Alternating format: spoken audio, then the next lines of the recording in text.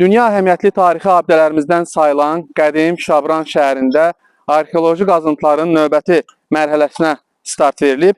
Əldə etdiyimiz məlumata görə qazıntılar nəticəsində artıq qədim Şabran şəhərini su ilə təmin edən saxsı borular, eyni zamanda ovdan və ya ambar olması ehtimal edilən maraqlı bir tikili aşkarlanıb. Bax, həmin tikilini sizə nümayiş etdirirəm.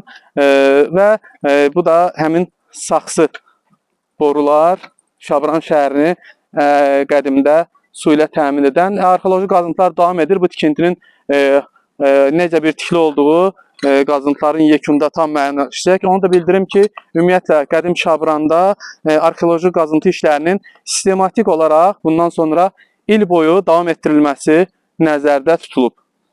Hazırda ekspedisiyanın rəhbəri Səfər Aşurov iş başındadır və o bizə son arxeoloji qazıntılar barəsində qısa məlumat verəcək. Ən maraqlı tapıntı bu tikilidir.